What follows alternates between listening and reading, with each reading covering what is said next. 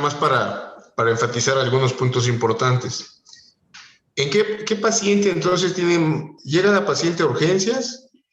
¿Y tú en qué paciente sospechas que pudiera tener un embarazo molar? Todo lo que consideré, todo lo que hablaste, ahora vamos a integrarlo. A ver, ¿en qué paciente que llega a urgencias sospechas que puede hacer un embarazo molar? Pues principalmente vamos a ver que la paciente llega con sangrado transvaginal en el primer trimestre de embarazo y pues podemos encontrar que tiene hiperémesis, o sea, vómitos, proyectil. Pues las manifestaciones como tal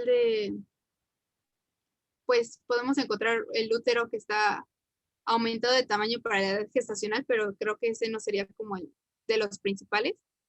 No, sí, claro que sí, ese es uno de los más importantes. Pero ¿cuál es el dato cardinal? De todo lo que mencionaste, ¿cuál es el dato cardinal? ¿Los extremos de la vida? Una paciente añosa, ok. Los extremos de la vida reproductiva son de mayor riesgo, pero sobre todo las pacientes añosas, ok. Porque lo que hablabas tú, ya hay problemas en la disyunción de los cromosomas. Entonces, vamos a ver que las pacientes añosas tienen mayor riesgo. Entonces llega la paciente a la que sospecha es una mola, una paciente añosa. Pero ¿cuál es el dato cardinal? El sangrado. ¿Cuál? ¿El dato más importante cuál? El sangrado transvaginal. El sangrado. Acuérdense que estamos hablando de sangrados de la segunda mitad del embarazo. Entonces el sangrado es el dato más importante. ¿Y cómo es el sangrado de una mola? Pues a diferencia de el que vimos la clase pasada de embarazo ectópico, sería aquí más abundante, el color sería más rutilante, más brilloso y pues sería menos intermitente, ¿no? Porque se encuentra en la cavidad uterina. Ajá. ¿Y qué más? ¿Qué es lo característico de la mola? Pues que está acompañado con otras manifestaciones, como sería... No, del sangrado. ¿Qué es lo característico del sangrado de una mola? ¿Puede ser progresivo en cantidad? No. ¿De qué se acompaña? De las vesículas. De las vesículas. En tu diapositiva anterior, una de las anteriores, presentabas un racimo de uvas. ¿Por qué? Porque se menciona que la característica como de patología macroscópica es como, tiene esa imagen como racimo de uvas, muchas vesiculitas. Ok, pero no el racimo de uvas, no tanto por la ramificación del racimo de uvas, más bien por las características de las vesículas. ¿Alguna vez se han tenido la curiosidad de pelar una uva? Sí. ¿Le han quitado la cáscara a una uva? ¿Nunca? Sí. ¿Cómo se ve? Sin cáscara. No importa si es verde o es morada. Se ven iguales cuando le quitas la cáscara. ¿Cómo se ve? ¿Transparente? Casi transparente. No es transparente porque tendría que ser un cristal para que fuera transparente, pero se ve una imagen de una coloración bastante peculiar, ¿no? Como si casi fuera tendientes a la transparencia. Son de un color blanquecino, muy acuoso, muy líquido, que pareciera que fueran transparentes. Así son las vesículas de una mola, como una uva sin cáscara. Por eso los textos hablan de la comparación con uvas, con un racimo de uvas, pero tendría que ser un racimo de uvas peladas, ¿ok? Sin cáscara. Así como se ven las uvas peladas, así se ven las vesículas de una mola, nada más que mucho más chiquitas, como la mitad o la tercera parte de una uva, así de ese tamaño son las vesículas, características de una mola. Y esas vesículas se acompañan de muchas membranas. Las membranas se ven como hilos, como estambres así mojados, ¿no? Se ven muchos hilos, pero lo característico son las vesículas. Entonces, cuando hablamos de sangrado en la primera mitad del embarazo, entonces hacía Dani mucha referencia al sangrado del primer trimestre, pero puede ser del segundo trimestre. Acuérdense que tienen que ser sangrados antes de la semana 20, o sea, no necesariamente en el primer trimestre. ¿Sí? Entonces, el sangrado que ocurre en una paciente embarazada, para empezar, no es normal que una paciente embarazada esté sangrando. Y entonces, cuando una paciente embarazada de menos de 20 semanas está sangrando, hay que pensar en las tres entidades, o en un aborto, o en un ectópico, o en una mola. Por las características del sangrado, por eso les repito que son muy importantes, nos van a dar orientación. Entonces, lo característico de la mola es un sangrado rojo rutilante que se acompaña precisamente de la presencia de estas vesículas que parecen uvas peladas. ¿Ok? Esto es lo característico de estas pacientes. Y aparte, la paciente, por lo que ya nos explicó Dani, puede haber hiperemesis gravídica y puede haber incluso datos de hipertiroidismo, ¿no? Por la similitud con la TSH. ¿Qué no vamos a encontrar en la paciente con mola, Dani? Con una mola completa, ¿qué no vamos a encontrar? Pues tal vez el cuadro de abdomen agudo, que se encontraría en No. En una paciente con una mola, comparándolo con un embarazo normal, ¿qué no vamos a encontrar a la exploración de la paciente? Pues en eso que se mencionaba del crecimiento uterino mayor, también a la exploración de... Sí, crecimiento mucho mayor porque hay mucha hiperplasia trofoblástica, por eso está muy crecido el útero, mucho mayor a lo que correspondería por las semanas de gestación. Pero la pregunta es, ¿qué no vas a encontrar? Pues Ducto. el feto con vida, Bueno, no vas a tocar partes fetales. ¿Y qué más no vas a encontrar del feto? la frecuencia cardíaca fetal. Frecuencia cardíaca. Es algo muy importante porque siempre se les olvida eso. Las manifestaciones clínicas de una mola completa, pues tienes que decir muchísimos datos y se van siempre por lo más raro y lo que es más evidente nadie lo dice. Y es algo muy importante. Vas a encontrar una paciente en los extremos de la vida reproductiva, pero principalmente añosa, ¿sí? Que acude porque tiene sangrado, el sangrado rojo, rutilante. La cantidad va a variar. ¿De qué va a depender la cantidad de la mola? Pues de qué tanto se esté abortando la mola, qué tanto esté abierto el cuello. Si el cuello está cerrado, pues obviamente la pérdida sanguínea va a ser muy pequeña. Pero si el cuello ya está dilatado, pues vamos a tener una hemorragia mucho más profusa, con expulsión más evidente de estas vesículas de las que estábamos hablando. ¿Ok? Y no voy a encontrar partes fetales. A la exploración física no encuentro partes fetales, no encuentro frecuencia cardíaca fetal cuando hay una mola completa porque no hay feto. ¿Ok? Entonces es algo muy importante. Ahora, de lo que ya mencionaste, bueno, pues por el efecto de esa hiperplasia progestacional, aparte, podemos tener datos de hipertiroidismo, podemos tener datos de enfermedad hipertensiva, ¿no?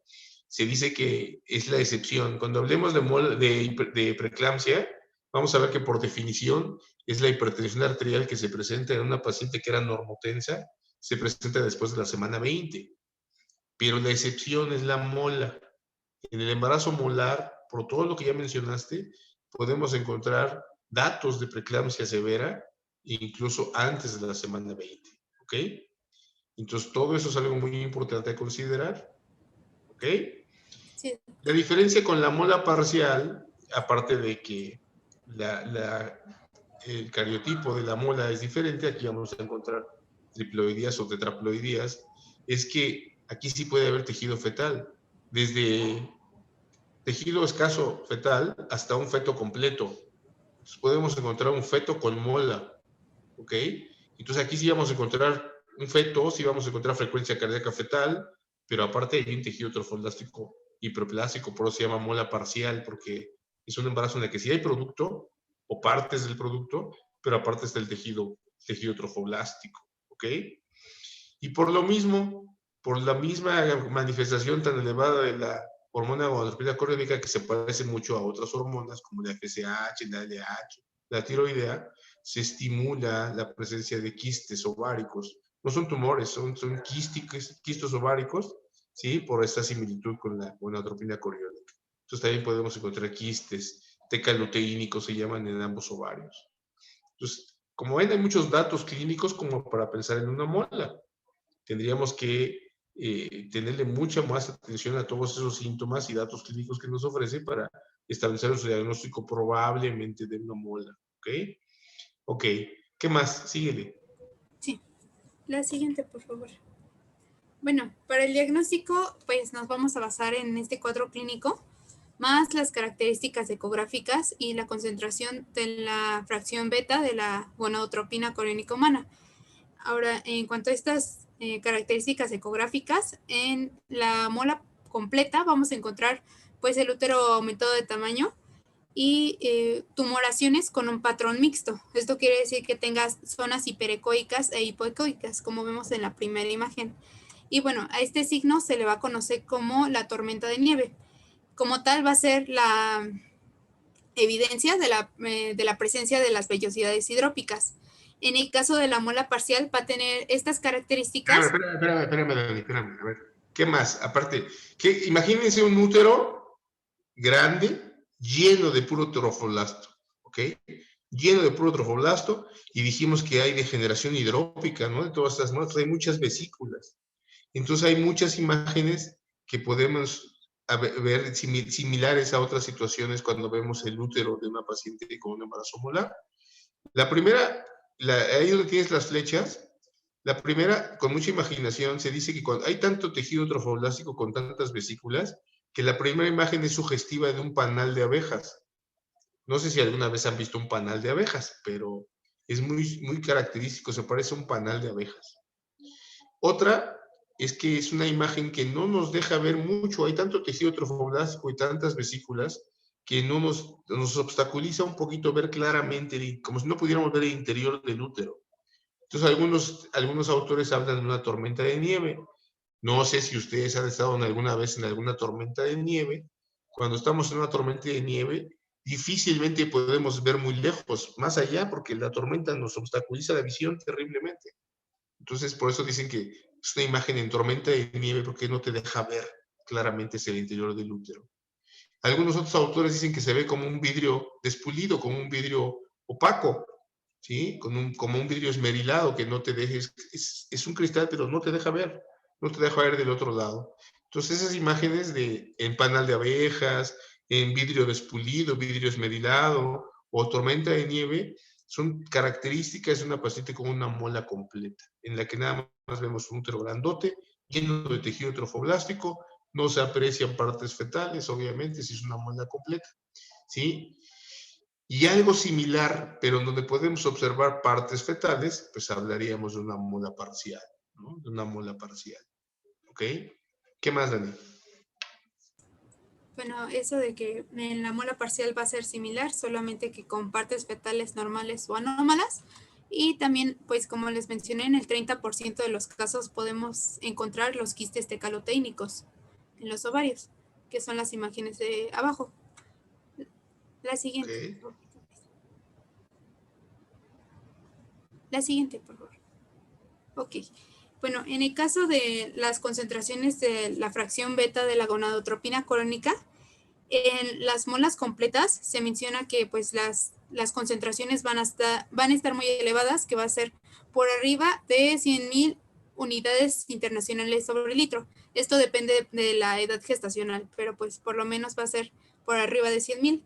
Y en el caso de la mola parcial puede estar tanto elevado esta concentración de gonadotropina como en niveles o en rangos normales para la edad gestacional. La siguiente, por favor. Ahora, en cuanto al tratamiento, aquí se menciona que el estándar de oro va a ser la dilatación cervical y la aspiración del contenido uterino guiado por ultrasonido. También, si la paciente tiene paridad satisfecha, se puede realizar una histerectomía parcial para eliminar el riesgo de una persistencia molar. Pero pues esto no va a hacer que se elimine por completo el riesgo de presentar una metástasis, por lo cual en todos los casos siempre tenemos que llevar un seguimiento de la monitorización de las concentraciones de GCH, que ahorita les voy a mencionar.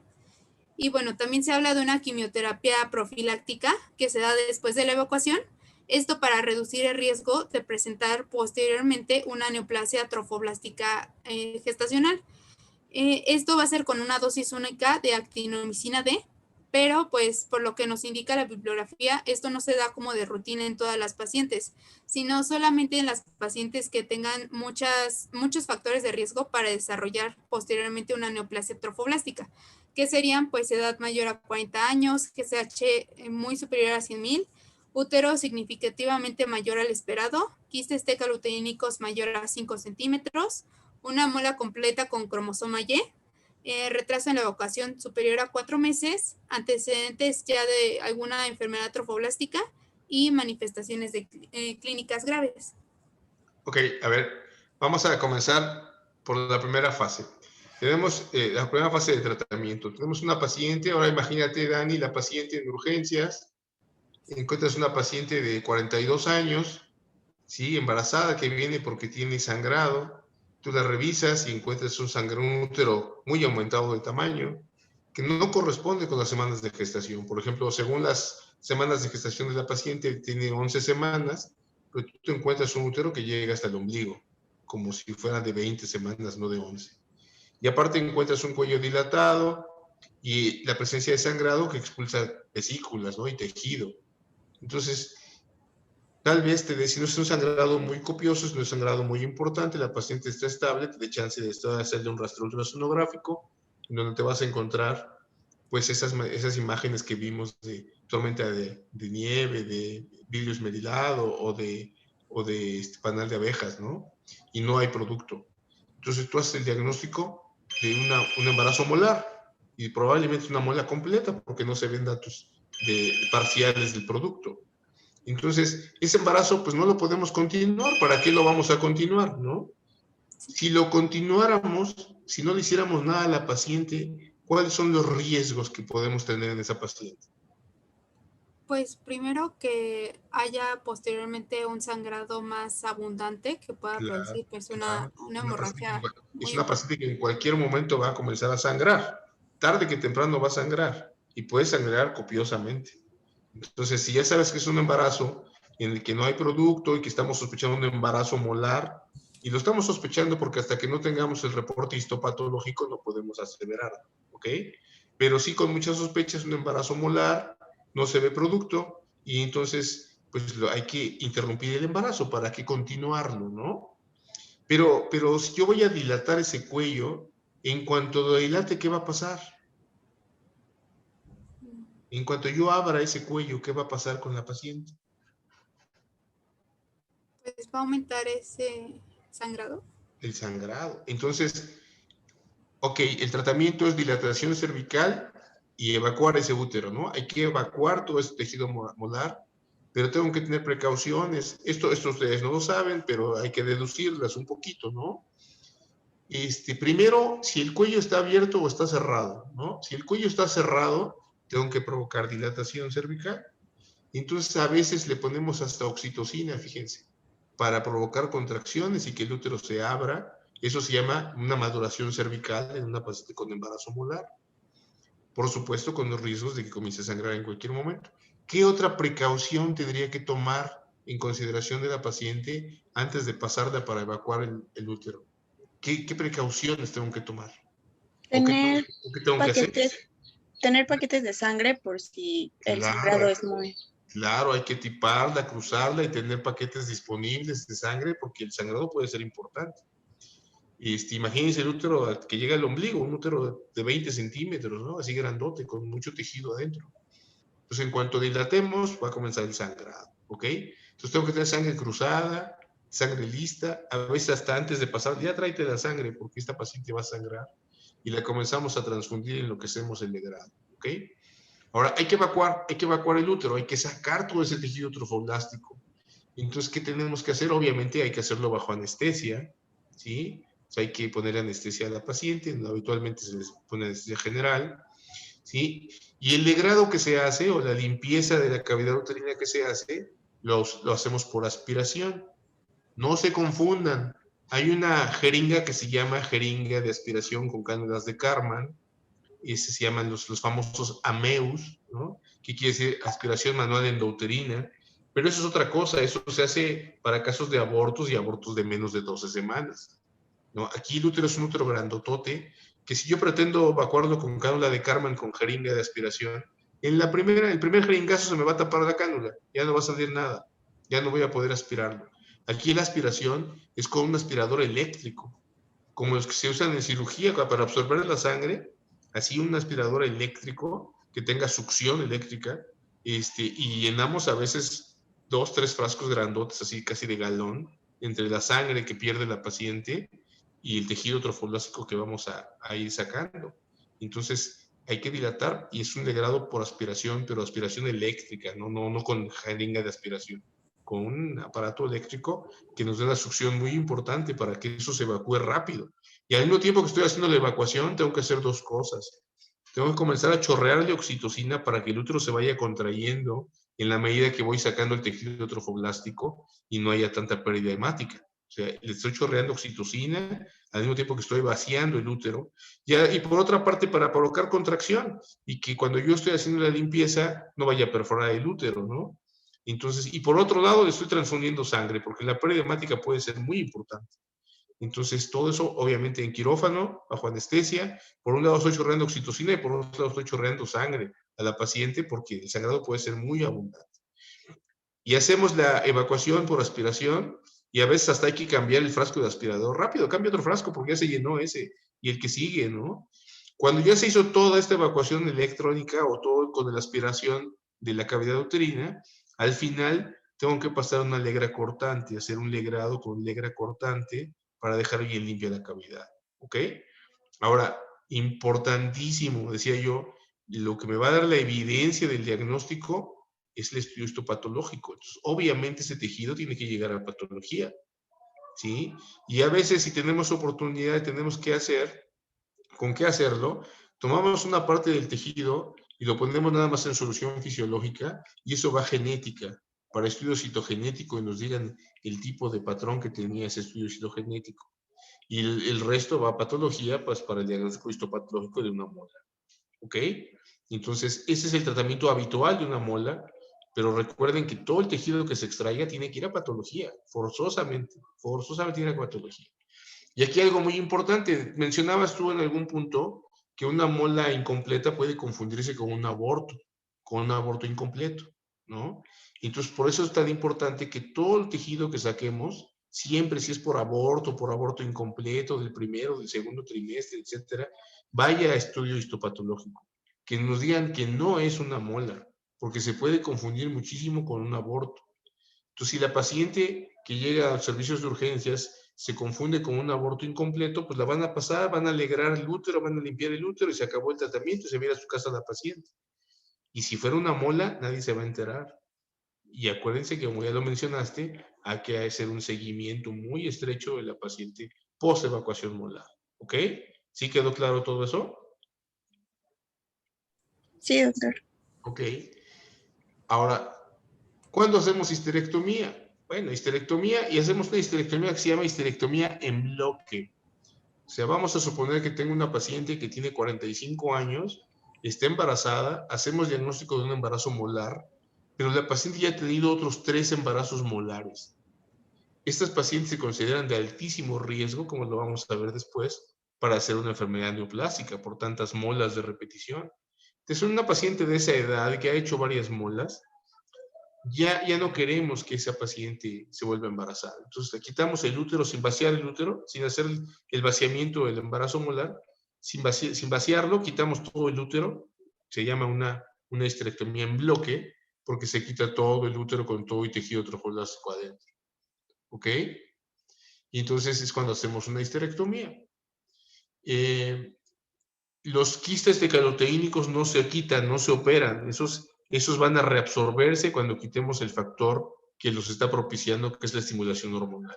En cuanto cese la estimulación hormonal, los quistes van a desaparecer. No hay que quitar los quistes ováricos. Los quistes decaloteínicos no se quitan, a menos que tuvieran una complicación, que estuvieran torcidos o que hubiera necrosis, pues hay que quitarlos. Pero si no, se van a reabsorber. Y como tú bien dijiste, no todas las pacientes ameritan quimioterapia, dependerá de los niveles de concentración de gonadotrofina coriónica, ¿sí? Pero a lo mejor sí todas van a pasar a valoración para ver qué paciente requiere y quién no requiere una quimioprofilaxis. Aquí lo más importante es que lo mandemos a patología y después, como seguramente lo vas a decir, pues que hagamos el seguimiento, ¿no? De esos niveles de gonadotropina coriónica. ¿Ok? ¿Qué más? Sí. La siguiente, David. Bueno, ahora, pues posteriormente a esta evacuación, sí tenemos que llevar este seguimiento de las determinaciones de GCH. Y bueno, se va a iniciar 48 horas posteriores a que hagamos la evacuación y posteriormente se tiene que hacer una determinación semanal hasta obtener 3 resultados normales. Aquí se espera llegar a este punto en cuanto a las molas parciales en 7 semanas y en molas completas en 9 semanas. Y bueno, a partir ya de este momento, se tiene que hacer una determinación cada 2 semanas hasta llegar a 3 meses y posteriormente mensualmente hasta los 12 meses. Aquí va a ser muy importante durante este tiempo o por lo menos 6 meses posteriores a la evacuación que le recomendemos a la paciente usar anticoncepción. Esto para no confundir un aumento de los valores de GCH de un nuevo embarazo con los que serían de una enfermedad trofoblástica persistente. Y bueno, sobre todo se va a recomendar que la anticoncepción sea vía oral, porque si colocamos un dispositivo intrauterino, en el caso de que se presente una mola invasora, esto va a aumentar el riesgo de que se presente una perforación uterina. También va a ser importante saber que los niveles de GCH para lograr la curación siempre tienen que ir disminuyendo constantemente y nunca tienen que aumentar o ir en meseta. Y cuando pues no se logre negativizar los valores de GCH, se aplican los criterios para descartar una neoplasia trofoblástica, que más adelante se las voy a mencionar. Ok, aquí 2 comentarios. Mencionaba yo que en los casos de pacientes añosas para un embarazo, claro, de más de 40 años y que han tenido incluso muelas de repeticiones, es histerectomía en bloque, sin evacuar siquiera el útero, ¿no? Pero ¿qué pasa entonces? Vamos a poner al otro extremo de la vida. Tenemos una paciente de 18 años, es su primer embarazo y lamentablemente hizo una muela completa. Aquí, ¿cuánto es lo recomendable de que esa paciente, cuándo se vuelva a embarazar? Pues hay que recomendarle que al menos 6 meses, pero tiene que ser preferentemente un año, después de un año. No, les decimos que se embaracen hasta dentro de 2 o 3 años. Así de diferencia, ¿ok? Y sobre todo si tiene 18 años, no hay prisa porque se embarace luego la paciente. Les pedimos que no se embaracen pronto, 2, 3 años. De preferencia no se embaracen para no someterle otra vez al estímulo de la gonadotropina coriónica. Cuando ahorita que hables de enfermedad trofoblástica invasora y de otro tipo de problemas, vamos a ver cómo eso depende notoriamente de los niveles séricos de gonadotropina coriónica. Entonces, lo que no queremos, si la paciente se embaraza, va a volver a incrementar la gonadotropina coriónica. Entonces, no queremos ese riesgo. Entonces, si son pacientes jóvenes, preferimos que la paciente no se embarace en 2, 3 años. ¿Ok? Así de diferencia. ¿Ok? Ahora, como lo dijiste muy bien, el mejor tratamiento son hormonales orales, anticonceptivos orales combinados. ¿Por qué? ¿Por qué no DIU? Ya lo mencionaste. Pues porque el útero está muy grandote en una paciente con embarazo molar y ponerle un dispositivo inmediatamente después de la evacuación siempre lleva consigo el riesgo de perforación. En algunos otros casos, la paciente con un DIU puede tener sangrado intermenstrual y no vamos a saber si es por la presencia de un dispositivo que se le puso a la paciente o porque hay manifestación de mole persistente, como bien dijiste. Entonces, por eso el dispositivo no es lo más recomendado. Otro tipo de anticonceptivos, como los inyectables o los de depósito subdérmicos, tampoco están muy indicados porque confunden las manifestaciones que pueda tener la mola en las pacientes. Entonces, lo mejor son los anticonceptivos orales. Ahora, ¿cuándo vamos a iniciar los anticonceptivos orales, Daniela? Pues, bueno, yo creería que es inmediatamente, bueno, después de que se inicia este seguimiento de la GCH, porque pues si se tiene un embarazo, pues no de nada serviría, ¿no? Empezaría a aumentar los niveles por el nuevo embarazo. Sí, pero tendríamos que esperarnos a que negativicemos la gonadotropina coriónica, ¿ok? O sea, no se dan inmediatamente los anticonceptivos orales. Tendríamos que esperarnos a tener niveles negativos. Cuando se negativicen los niveles de gonadotropina coriónica, iniciar inmediatamente la anticoncepción oral, ¿ok? Hasta entonces, cuando vamos a iniciarla, ¿ok? Y bueno, el seguimiento, como lo dijiste, en el hospital la seguimos un año a las pacientes, efectivamente la seguimos un año y cada que viene la paciente a consulta, estamos habitualmente cada mes y vemos que vaya negativizándose y que se mantenga negativa. Otra forma de control también es pedir una placa de tórax para ver que no vaya a haber manifestaciones de una enfermedad metastásica. La muela cuando se comporta invasora o que se comporta malignamente, la metástasis primero al pulmón, es el primer sitio de metástasis, por eso a veces una placa de tórax nada más de control, y obviamente la negativización y mantenerse negativa de la gonadotropina coriónica. En el caso de que la curva no se negativice y pasen varios meses y se aplana pero no disminuye, ese tratamiento hay que enviarla justamente a oncología para valorar la quimioterapia complementaria de esa paciente o no. Hemos visto cómo pacientes posaborto se hace el degrado, se mandan a su casa, ya no hay ningún control, y 2 años después la paciente llega con una manifestación franca de una enfermedad trofoblástica maligna, ¿ok? Porque nunca se hizo el diagnóstico de una molar, no se le dio seguimiento, pues seguramente siguieron muy elevados sus niveles de gonadotropina coriónica y no le dieron quimioprofilaxis. Por eso la importancia del estudio histopatológico en todo lo que quiten, en todo lo que se expulse, hay que mandarlo a estudio histopatológico, ¿ok? Más vale pecar de exagerados y no de descuidados en el seguimiento de estos pacientes, porque pueden ser cosas terribles, ¿no? Ok, ¿qué más? La siguiente, por favor. Bueno, sí, ahí. Bueno, ahora entrando a la parte de las neoplasias trofoblásticas, como les mencioné, son de 3 tipos, que es la mola invasora, el coriocarcinoma y el tumor de sitio placentario. La siguiente, por favor. Bueno, ahora empezando con el coriocarcinoma, este va a ser una neoplasia maligna de las células trofoblásticas con tendencia a diseminarse vía hematógena. Este tiene característica de que una vez iniciando el tratamiento con quimioterapia van a tener muy buena respuesta. Va a tener una incidencia de 1 por cada 20,000 a 30,000 gestaciones y puede presentarse pues prácticamente después de cualquier tipo de gestación.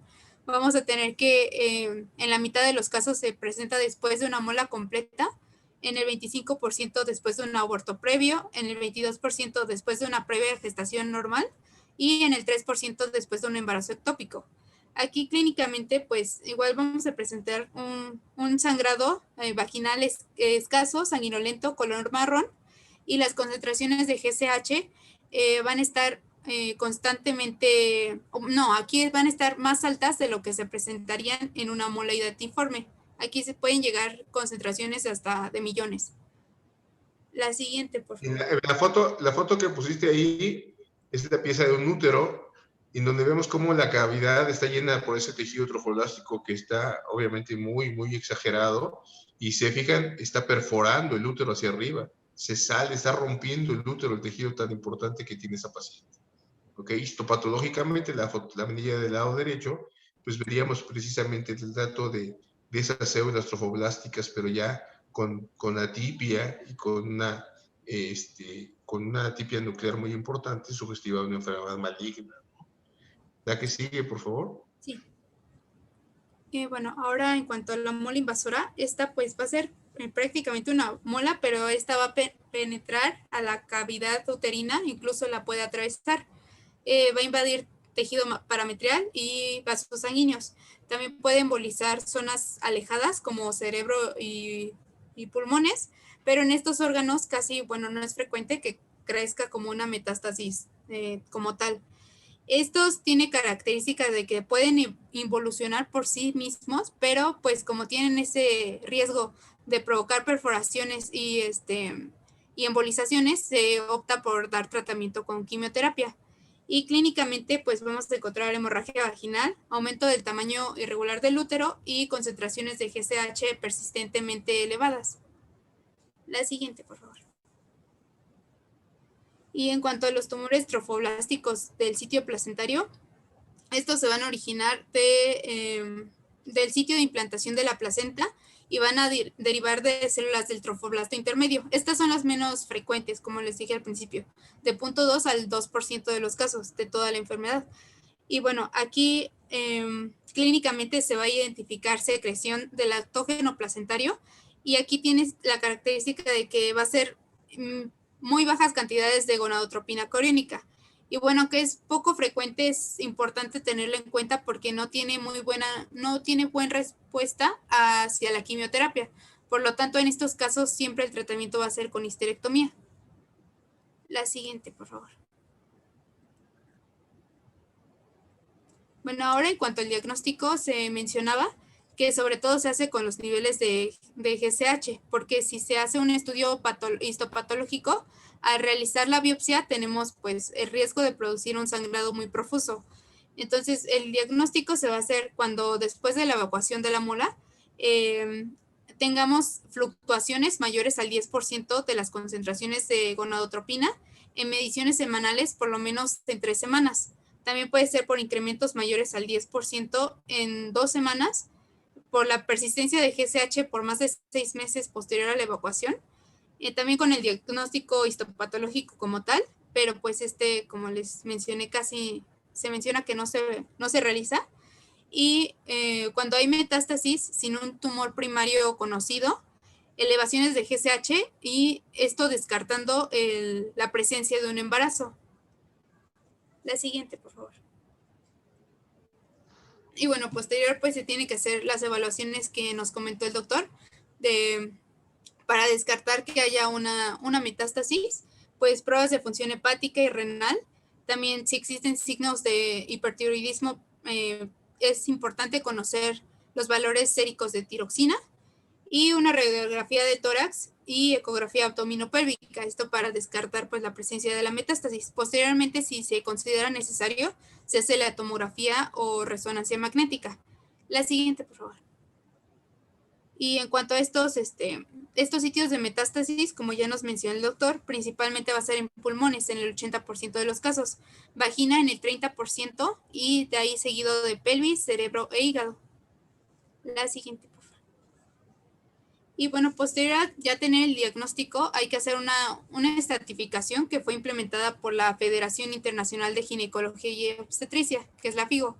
Esta va a tener 2 clasificaciones, que es la anatómica y la pronóstica. La anatómica es esta que estamos viendo, y bueno, en el estadio 1 vamos a tener que está confinado la lesión al útero, en el 2 vamos a tener que está limitado al útero y a sus anexos, a vagina o a ligamentos anchos. En el 3 va a haber metástasis pulmonar, ya sea con o sin involucro de genital. Y bueno, en el 4 ya hay metástasis hacia otros órganos. La siguiente, por favor. La siguiente.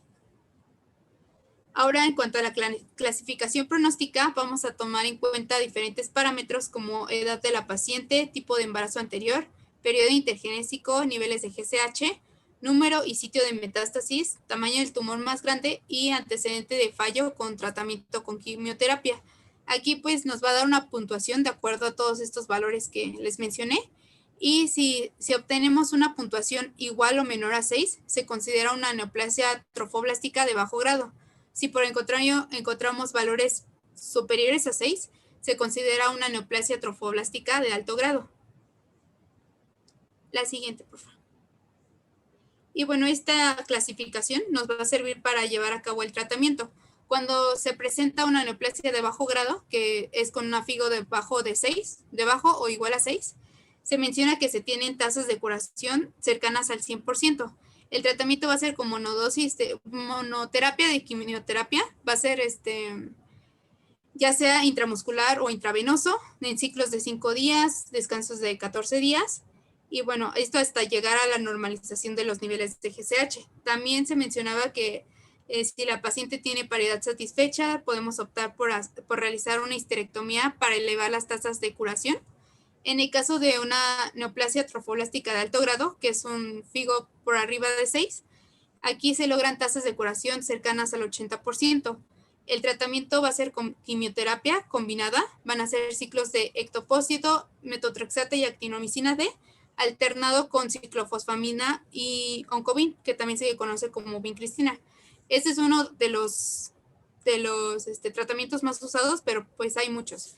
Y también en algunos casos se puede emplear cirugía y radioterapia adyuvantes. Este tratamiento se da hasta que la paciente logre 3 valores indetectables. Y posteriormente, también aquí tenemos que llevar un seguimiento. Este seguimiento pues va a ser con ultrasonografía y medición de GSH. Esto va a ser muy variable, bueno, lo mencionan muy variable en las bibliografías. En el artículo decía que hasta por 5 años y en el Williams menciona que es por 1 año. Pero bueno, se lleva este seguimiento y también en estos casos se le recomienda a la paciente llevar una anticoncepción vía oral para evitar las confusiones de una elevación de GCH de un nuevo embarazo con la recaída de esta enfermedad. Y listo, eso sería todo.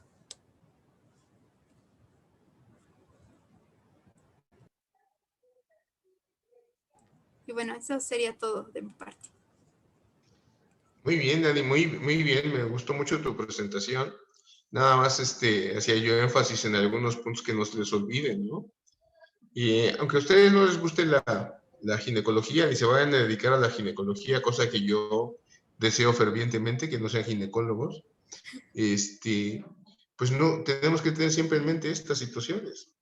Y en los servicios de urgencias, y sobre todo los servicios de urgencias ginecobstétricos, tenemos que pensar en todas las posibilidades siempre en una paciente. Por eso me remito siempre a los aspectos clínicos. Ya les dije, si presentan algún día un examen con sinodales, y los sinodales son viejitos, con todo cariño, a los viejitos les gusta mucho la clínica. Entonces, primero sus diagnósticos deben ser clínicos, fundamentar clínicamente sus diagnósticos. Ahora, si yo tengo una paciente con un embarazo molar en el hospital, aquí ya sé que hay que evacuar ese embarazo molar, y yo le voy a enseñar a uno de mis residentes a evacuar un embarazo molar, ¿qué creen que es lo primero que le voy a preguntar para ver si lo dejo o no lo dejo hacer la evacuación molar?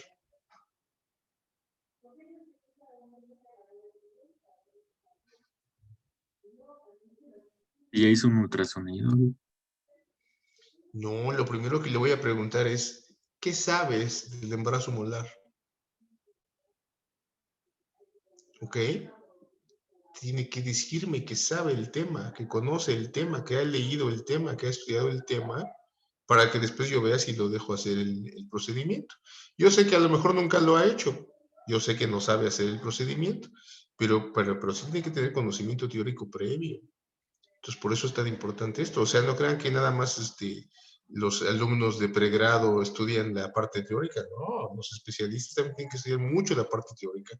Y por supuesto, para que yo deje hacer una evacuación molar que tiene riesgos, tiene muchos riesgos, es una persona que primero tiene que saber el tema y que se debe saber la técnica para hacer una evacuación molar, los riesgos que pueden existir, ¿no? Complicaciones que puede haber para ver si lo dejo o no lo dejo.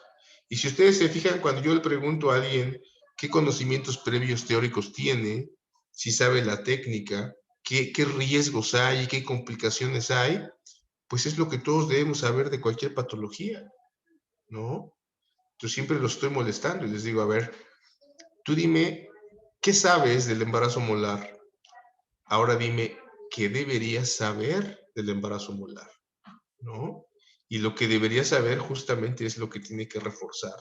Tiene que saber los conocimientos teóricos previos muy bien, las técnicas quirúrgicas, los riesgos, las complicaciones del procedimiento, para que le demos oportunidad de hacerlo, ¿no? Y eso es en cualquier procedimiento en medicina, en lo que vayan a hacer, tiene que haber ese conocimiento previo.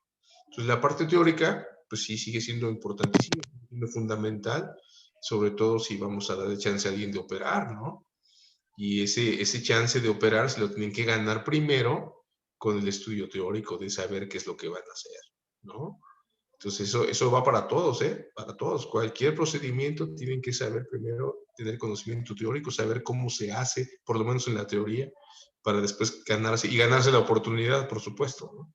No nada más es así de ya déjame hacerlo, tienen que ganarse las oportunidades. ¿Ok? Es como, no sé si ustedes todos sepan manejar un vehículo, si todos saben manejar.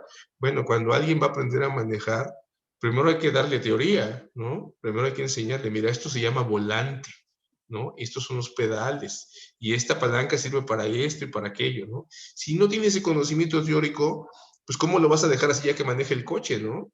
Y luego le tienes que enseñar todo lo que es precaución, todos los riesgos que puede haber para conducir un vehículo, qué complicaciones puede tener cuando maneje un vehículo, ¿no? No le dejan a uno la primera vez, órale, maneja el coche y métete al periférico, no, hombre. Primero hay que tratar de que vaya aprendiendo paso a paso, ¿no? Bueno, lo mismo es en medicina. Tienen que tener conocimiento teórico, después conocimiento de lo que se va a hacer, de las técnicas quirúrgicas, y después, pues, ganarse el chance, ¿no? Ganarse la oportunidad para hacer. ¿Ok? En lo que sea, y lo mismo es una cirugía.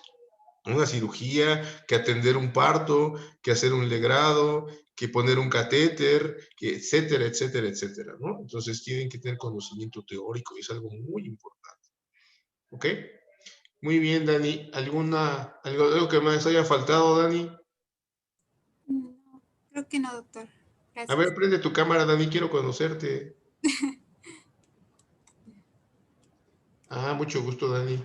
Mucho gusto, doctor.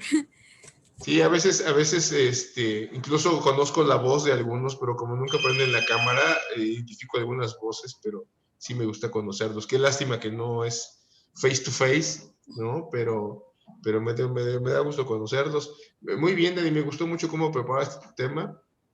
Si no sacas 10 en el examen, ya no te voy a hablar, Dani. ¿Eh? Que conste. ¿Ok? Sí, doctor. Gracias. ¿Alguna otra pregunta de todos para Dani o para un servidor? ¿O reclamos para Dani? ¿Algo? ¿No? Doctor, yo nada más me quedé con la duda de más o menos después de la evacuación, ¿en cuánto tiempo es lo normal que negativice la gonadotrofina? Ok, bueno, varía. Es una pregunta muy difícil de contestar, Carla, porque va a depender del tamaño del embarazo molar, ¿sí? De qué tanto tejido trofoblástico existía, de las semanas de gestación, y entonces eso va a tardar en negativizarse por lo mismo, cuánto tejido había, qué tanta estimulación había, y la negativización pues es diferente en todas las pacientes. Por eso cuando vaciamos la mola, habitualmente la primera cita es en el puerperio, al final del puerperio, y ya ahí tiene que traerme su primer control. Entonces yo tengo la determinación de gonadotropina previa al procedimiento, y cuando viene su control ya tiene que traerme su control. Y muchas veces en ese primer control ya está negativa. Muchas veces ocurre que ya está negativa, pero otras veces sigue estando positiva, aunque todavía con cantidades menores, ¿no? Pero sigue estando positiva. Pero ya les repito que nosotros necesitamos hasta un año la seguimos viendo y tiene que estar negativa la curva. Si se aplana o no, o es decir, que no disminuye, se mantiene positiva, hay que valorar que la vea quimio para ver si requiere profilaxis o no.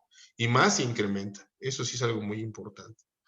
Entonces, eso sí hay que verlo con la paciente. Ahora, estas pacientes con un embarazo molar, lo primero que deben tener es una explicación harta y suficiente, ¿no? Generosa de qué problema estamos enfrentando y otra vez cuáles son los riesgos de esta enfermedad, porque aunque hayamos hecho muy bien la evacuación, la paciente sigue teniendo riesgos, ¿no? Por el hecho de tener un embarazo molar.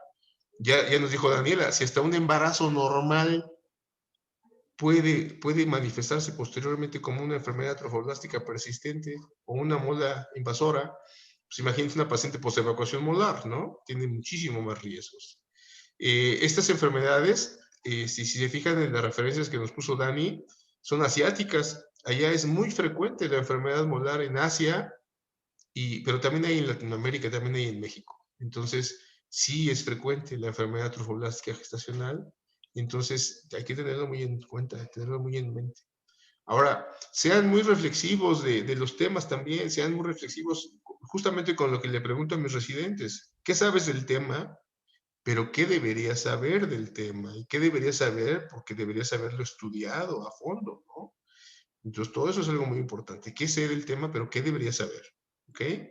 Es como si a mí me preguntan ustedes, yo soy ginecólogo, pero si me preguntan de evento vascular cerebral, pues lo mismo van a decir ustedes, ¿qué sabes del tema? Pero ¿qué deberías saber como médico acerca del tema? ¿No? Y ahí hay una gran diferencia.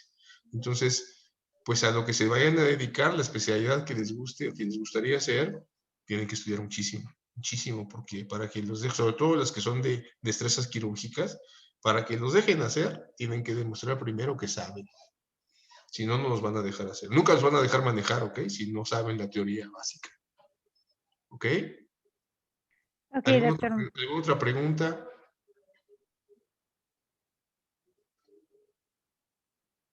¿No? ¿No más preguntas? Bueno, yo tengo una, doctor. A Después ver.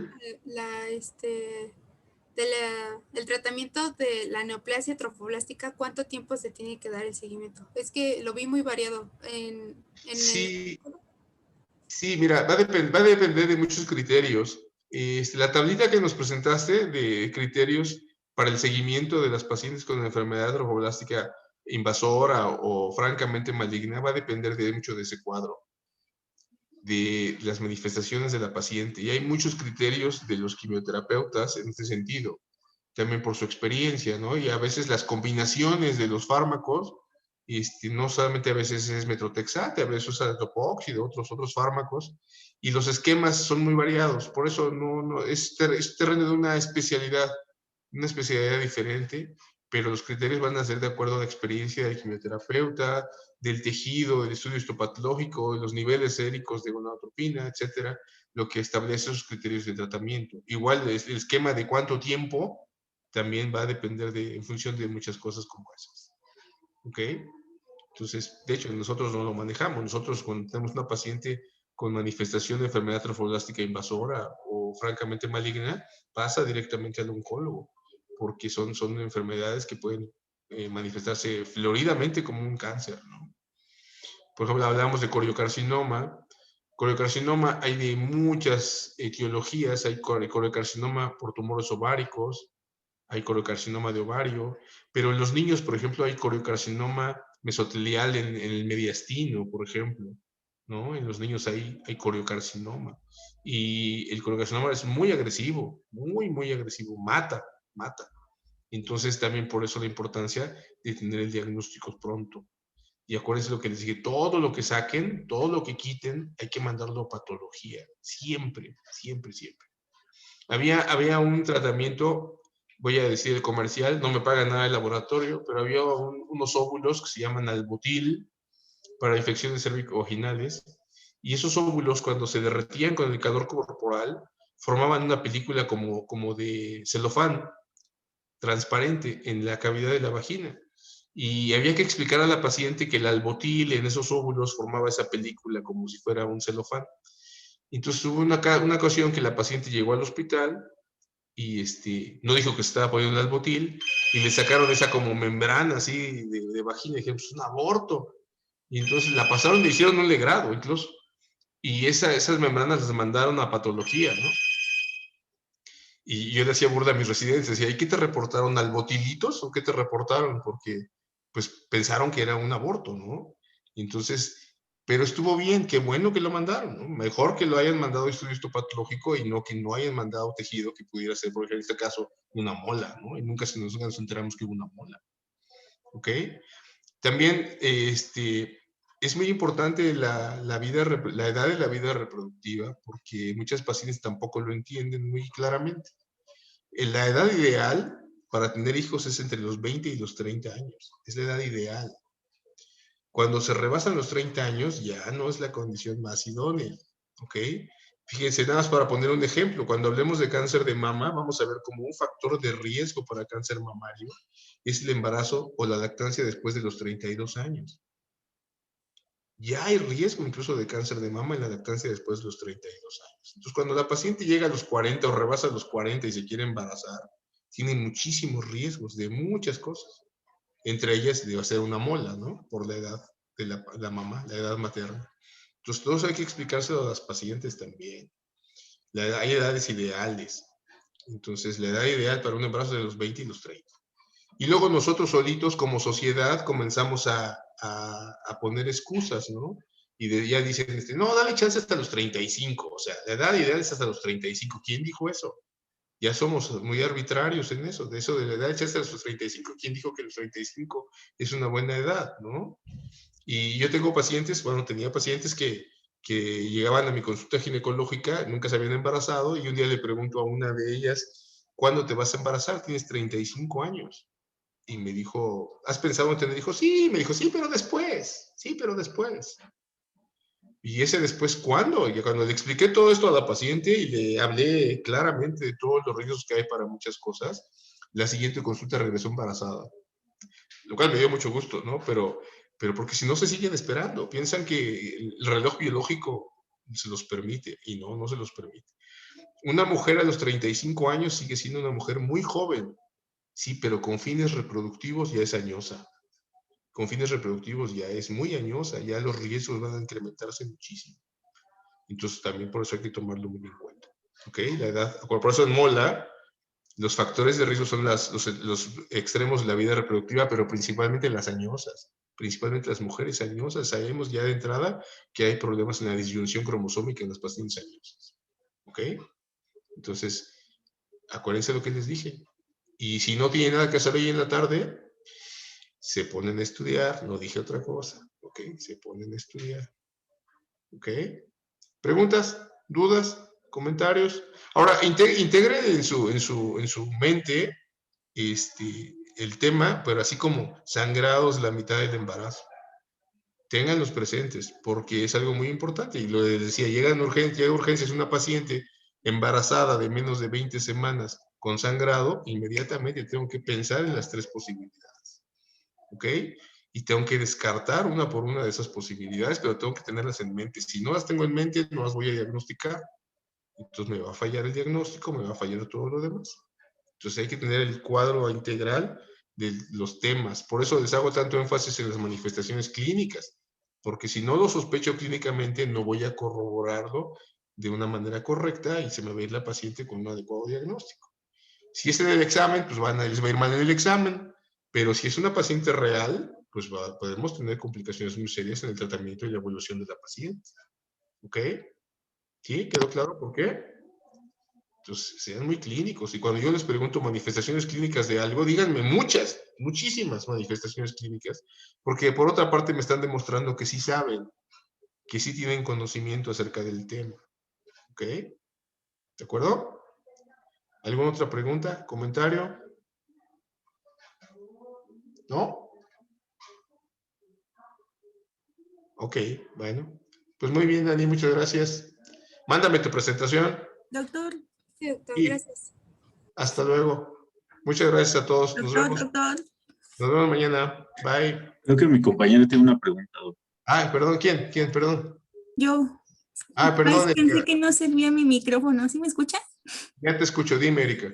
Si llega una paciente con una hipertensión, ¿con qué es recomendable tratarla, doctor? O sea, por esta enfermedad trofoblástica, ¿qué es lo que se le administra o qué? Ok, bueno, primero tienes que hacer el diagnóstico de fondo. ¿Qué le está provocando hipertensión a la paciente? ¿No? Bueno, digamos en este caso que tenga enfermedad trofoblástica. Ok, hay que tratarla con lo que tengas en ese momento en el hospital. Habitualmente utilizamos drogas intravenosas, entonces lo que más utilizamos nosotros es hidradacina, y si acaso nifedipina, pero tenemos que ver que no tenga alguna otra complicación de alguna otra cosa. Acuérdense lo que les dije, el embarazo molar es el único que tiene manifestaciones de preeclampsia severa antes de semana 20. ¿Ok? Entonces hay que pensar por eso lo que está causando la hipertensión en la paciente. Y ya que tienes el diagnóstico, bueno, esa paciente, pues así como tenemos que pedirle sangre y todo lo necesario, pues hay que comenzar también el tratamiento antihipertensivo con mucho cuidado. Pero usamos habitualmente drogas intravenosas como la hidradacina. ¿Ok? Ok, gracias, doctor. ¿Ok? ¿Alguna otra pregunta? ¿No? Bueno, pues muchas gracias a todos. Nos vemos mañana. Muchas gracias. Gracias, doctor. Hasta luego. Gracias, Bye. doctor. Bye. Gracias, doctor. Hasta mañana. Hasta mañana.